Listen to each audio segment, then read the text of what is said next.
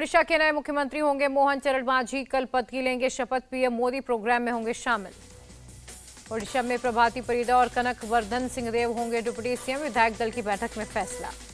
मोहन चरण मांझी ने पीएम मोदी का जताया आभार। कहा प्रदेश के विकास के लिए करेंगे काम। अब ओडिशा में सुशासन होगा। मनोनीत डिप्टी सीएम प्रभाती परिदा का बयान। अनुभवी नेताओं को पार्टी ने चुना। ओडिशा बीजेपी के नेता सुकांत पाणिग्राही का बयान। कल चंद्रबाबू नायडू आंध्र सीएम पद की लेंगे शपथ। पीएम मोदी समारोह में होंगे शामिल। चंद्रबाबू नायडू ने कहा जनता ने भरोसा जताया, केंद्र के साथ मिलकर आंध्र प्रदेश का करेंगे विकास। चंद्रबाबू नायडू की शपथ समारोह में शामिल होंगे महाराष्ट्र और बिहार के सीएम। कल सुबह 11:30 बजे है प्रोग्राम।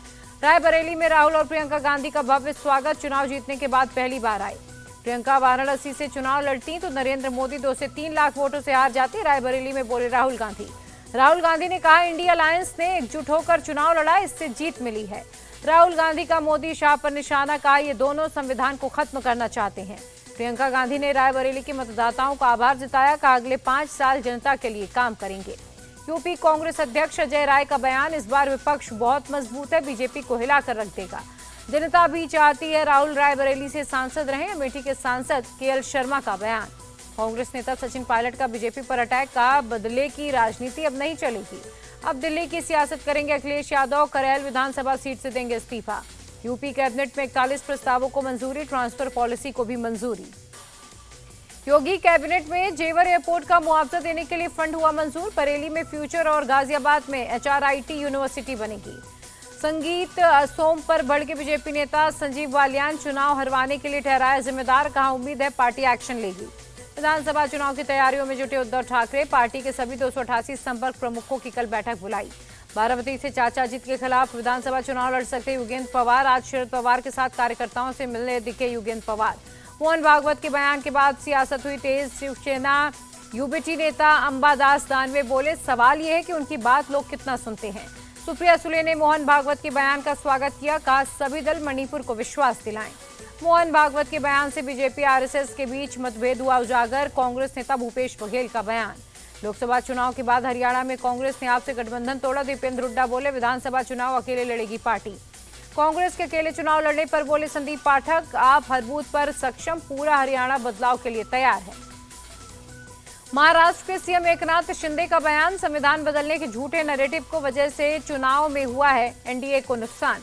मोदी 3.0 में मंत्रियों ने शुरू किया कामकाज। अमित शाह ने संभाली गृह और सहकारिता की कमान। जेपी नड्डा ने स्वास्थ्य मंत्रालय का लिया चार्ज।